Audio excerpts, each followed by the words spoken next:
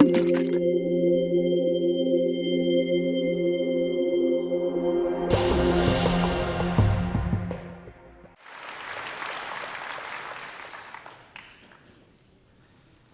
want to tell you the story of Bert and Tony, a pair of African cichlid fish, Astato-tilapia bertoni, and about their life, love, and raising babies in a dangerous world. Now, Bert is a charismatic little fish that is highly aggressive and territorial. He'd rather die than abandon his home. See, this territory is where he eats, seeks shelter, and brings home the ladies, like Tony. By using Bert in a series of forced interactions with other males, think WWE but fish style, we know how males communicate with each other during aggressive interactions. And from studies with both Bert and Tony, we know what signals Bert uses to woo Tony back to his pot. But more importantly, we know what Tony actually cares about. So how does Bert try to grab Tony's attention? Well, it's really not that different from how humans communicate. Fish can see, hear, smell, taste, and feel touch, just like us. They also have an extrasensory system, the mechanosensory lateral line, that lets them detect water movements that are happening around them. Bert and other males are brightly colored. They can turn on this bright red humoral patch on the side of their body in the matter of seconds to advertise themselves to nearby females. But if they need to signal their dominance and territoriality, Bert can turn on this black eye bar across his face like that. When wooing a female or fighting off another male, Bert produces these elaborate visual displays. He puffs himself up to look big and macho, and by flaring all of his fins, he exaggerates his size. And Bert likes to dance. His whole body vibrations and wiggles create water movements that Tony can detect. And when doing this dance, Bert can also make a sound. It sounds a little like a grunt, and these sounds are important for Tony. She prefers males that make sounds over those that don't, because the frequency and duration of these sounds corresponds to body size.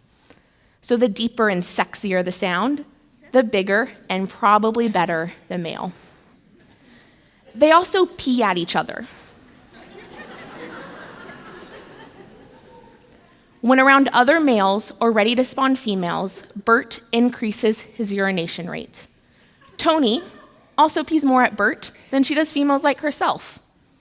See, fish are covered in taste buds and other chemosensory detecting cells, and because they're surrounded by water and any chemicals dissolved in it, this basically makes them swimming tongues and noses.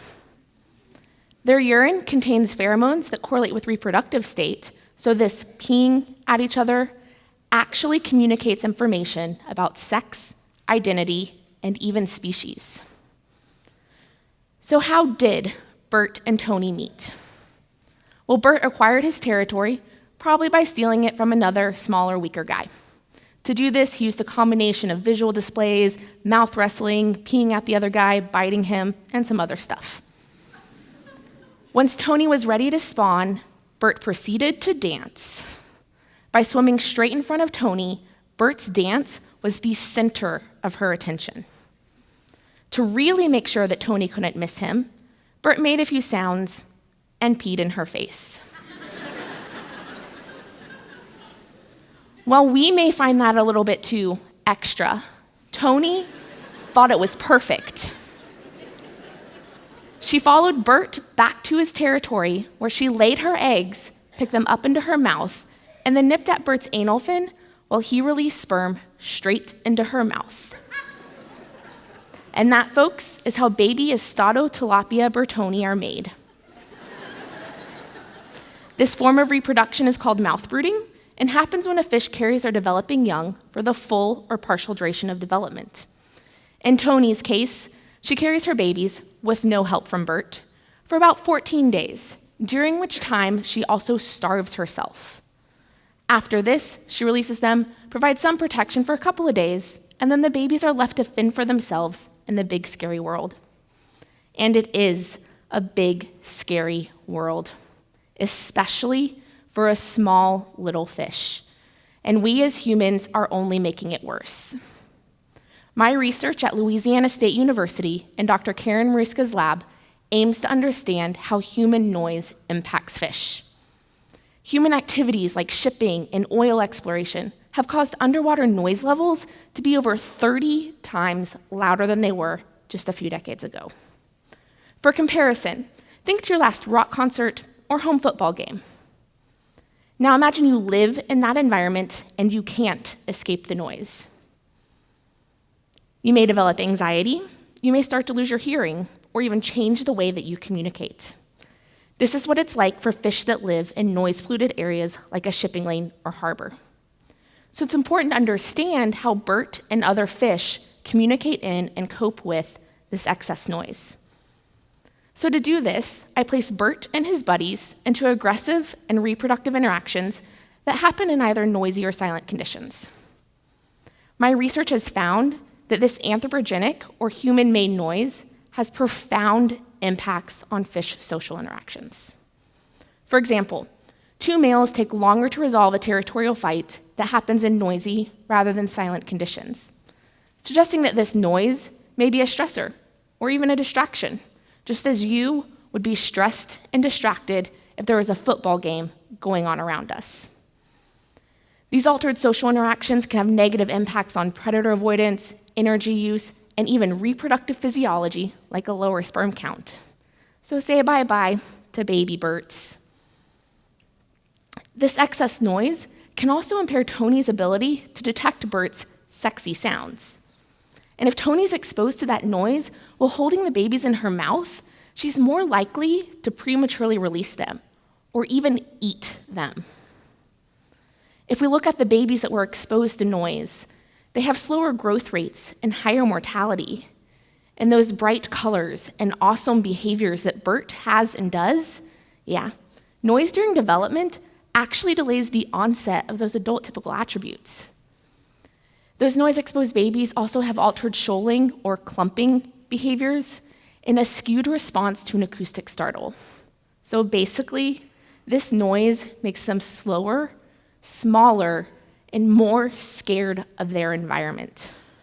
And it's only getting worse. I only talked about noise, but we're screwing up the waters in other ways. Ocean acidification and chemical runoff from synthetic estrogens and other endocrine-disrupting chemicals can interfere with natural hormone production and chemosensory communication. This, combined with altered water turbidity and noise pollution, are affecting Bert and Tony's ability to communicate. But why should you care? The ability to communicate with those around you is essential to all social animals, including humans. It's how we learn, navigate, avoid danger, find food, and even a mate. And for fish like Bert and Tony that rely on acoustic communication for these tasks, this noise is having devastating effects on their growth, reproduction, and even their species survival. And for much of the coastal world, whose economy is dependent upon shipping and fisheries, this noise affects not just the fish in the water, but also the people and communities that are dependent upon these resources. So this is the story of Bert and Tony. But now it's up to us to raise our voice for quieter waters to ensure it's not the end of their story. Thank you.